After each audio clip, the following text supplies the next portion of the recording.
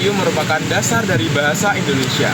Bahasa Melayu sendiri digunakan pada abad ke-7 di sekitar Asia Tenggara. Bukti penggunaan bahasa Melayu yaitu ditemukannya prasasti di Palembang 683 yang masih menggunakan bahasa Melayu.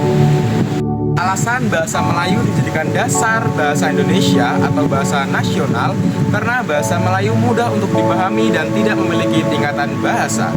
Tidak seperti bahasa Nusantara lainnya seperti bahasa Jawa, Bali, Madura, dan Sunda yang memiliki tingkat bahasa. Bahasa Melayu lebih mudah digunakan. Oleh karena itu, rakyat di Selat Malaka menggunakan bahasa Melayu sebagai bahasa sehari-hari. Seiring berjalannya waktu, bahasa Melayu beralih fungsi menjadi lingua franca atau disebut bahasa perhubungan antar golongan, pedagang, dan kerajaan.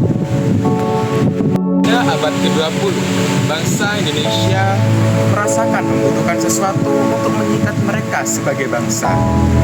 Bahasa Indonesia ditetapkan pada tanggal 28 Oktober 1928 bertepatan dengan Hari Sumpah Pemuda.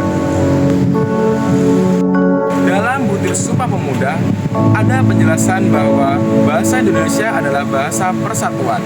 Pada tanggal 28 Oktober 1928, bahasa Indonesia ditetapkan sebagai bahasa nasional, tetapi hanya dalam lingkup musyawarah, belum dimasukkan ke peraturan atau Undang-Undang Republik Indonesia.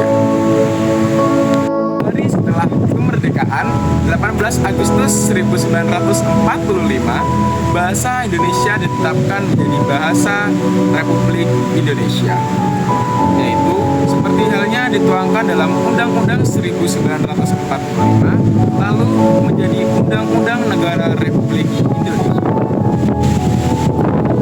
Pada tahun 1954, bahasa Indonesia dinyatakan berasal dari bahasa Melayu, yaitu dinyatakan pada Kongres Bahasa Indonesia yang dilakukan di Medan, Sumatera Utara.